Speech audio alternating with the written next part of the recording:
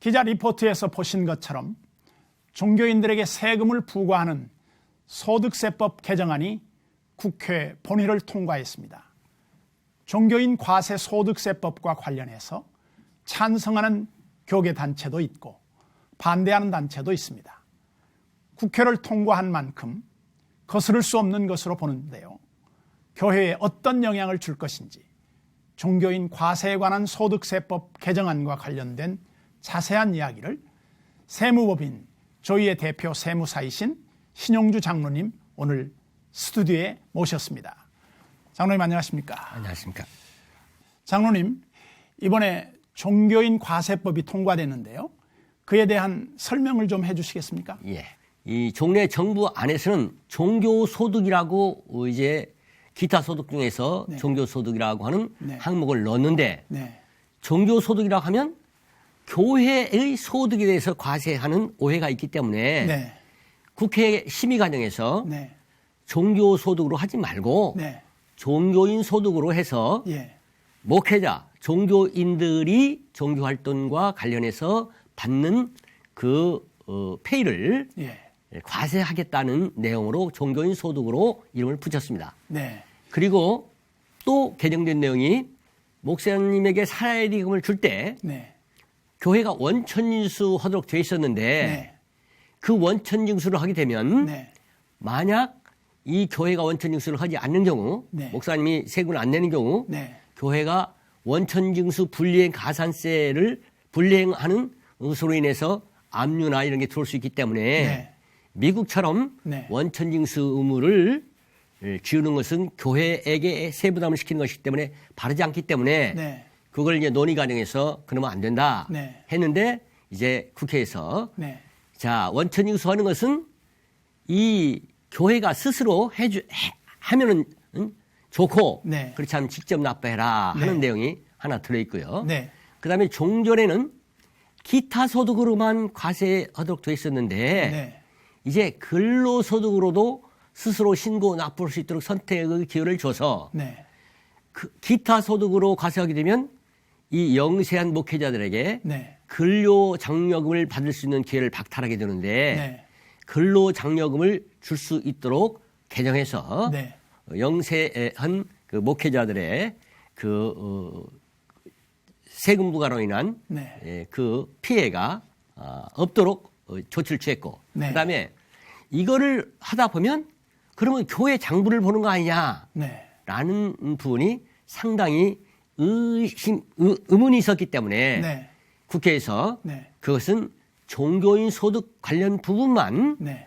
이제 장부를 볼 수 있다라고 이렇게 개정해서 네. 종전안보다는 많이 개선된 것은 있지만 네. 문제되는 것들을 노출시켜서 네. 논의도 하고 네. 만약 가장 바람직한 방향이 있다면 네. 우리 교계 의견이 충분히 반영될 수 있는 그런 기회는 있게 됐습니다. 네. 이번에 통과된 이 과세 기준을 보면 연간 종교인 소득이 4천만 원 이하이면 과세 대상의 약 80%에 해당한다고 보거든요. 예, 그렇습니다. 목회자들은 대부분 여기에 해당된다고 보는데 그렇게 생각하시지 않으신가요? 예. 1인 가구일 때, 목사님 한 분일 때는 네. 4천만 원 때는 그 종교인 소득이 21만 원. 네. 예, 그리고 그 3인 가구일 때는 세금 부담이 하나도 없습니다. 네. 예.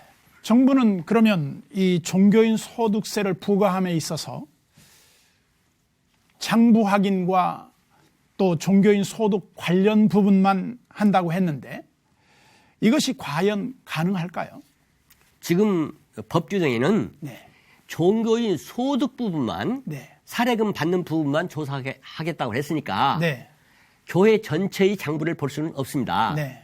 그러니까 그 부분 자제력을 발휘한다면 이 조사 범위가 예. 이제 많이 줄어드는 것은 분명합니다. 네. 그러나 종교인 소득 중에는 네. 비과세 소득이 있는데 예. 그게 그 지금 그 교통비라든지 네. 이제 그 필요비를 비과세도록 하는데 네. 그 부분이 목사님 따라서 천차만별일 거 아닙니까? 그렇죠. 그러면 그 천차만별인 경우에 세무공무원이 네. 자연히 조사 대상자로 선정하게 되면 네. 그 조사 받는 만큼 네. 그 해명해야 되니까. 네, 예? 종전에는 그럴 필요가 하나도 없었는데 예. 이제 그렇게 되고 그렇게 되다 보면 예. 교회에 예. 이분이 심의하는 교회에 가령 기부금 네. 발행은 제대로 되느냐 네. 여러 가지가 겹칠 수 있기 때문에 네. 종교의 자유가 네. 침해될 소지는 상당히 있습니다. 네. 예. 더 큰 문제는 말이죠. 종교인 소득 과세로 세무조사나 사찰도 가능할 것 아닌가 그런 우려를 하고 있는데요. 교회 안티 세력들이 투서를 요청하면 조사가 불가피해지는 것은 아닌가요? 예. 그래서 사실은 예. 저희들이 이제 정부와 얘기할 때는 그러면 조사하고 네. 사찰 않겠다 하는 것을 법률 조문에 넣어달라. 네. 이렇게까지 얘기했습니다. 예. 그러나 정부는 일단 법에 들어가는 이상 네. 그 부분은 그렇게 할 수 없다라고 예. 했는데 예. 당신들은 조사하고 싶지 않지만 예. 안티 세력들이 예. 교회 내에 이제 그 분쟁을 부추기느라고. 투서하고 예, 예. 이렇게 했을 때 어떤 목사님이 탈세를 했다. 네. 이렇게 됐을 때 필연적으로 조사할 수밖에 없는데 예. 그러면 그 조사로 인해서 조사하고 사찰을 하게 되면 예. 무슨 문제가 생기냐면 그 목사님이 그 탈세 혐의를 다 벗을 때까지는 예. 대법원 판결까지 나야 예. 다 되는데 예. 그러면 적어도 3년 정도는 예. 이제 그분은 저 목사님은 탈세했다라고 예. 멍해를 써야 하는 예. 그런 문제가 생기기 때문에 네. 그것 관련해서 바로 종교 자유를 최대한으로 보장해 주는 것이 예. 이것이 우리에게 그 귀한 일일 뿐만 아니라 예. 그러면서 세수는 하나도 펑크나게 하지 않을 수 있다면 예. 그 방법을 선택해야 되는데 지금 그렇게 않고 조사와 사찰을 할 수 있게 됐을 때는 네. 더더구나 예. 이제 안티 세력이 있지 않습니까? 네. 아주 마음 놓고 교회를 흔들 수 있기 때문에 네. 한국 교회가 심각하게 이 부분을 고민하고 예. 어떻게 해쳐나갈 것인가를 정부도 같이 고민해야 할 사항입니다. 네. 그러면 이번 종교인 소득은 각 종교 고유의 특성을 무시한 법 체계라고 하는 그런 지적도 있어요. 예. 개신교 목회자들은 천주교 불교와는 전혀 다른 시스템을 갖고 있는데 종교인들은 모두 이 같은 한 잣대로 법을 만든 것을 좀 문제로 지적하고 있거든요. 이번에 세법 개정으로 인해서 예. 가장 관심을 갖고 가장 이제 그 피해를 입을 수 있는 종교인들이 예. 개신교 목사님들입니다. 네. 왜 그러냐면 개신교에서는 네.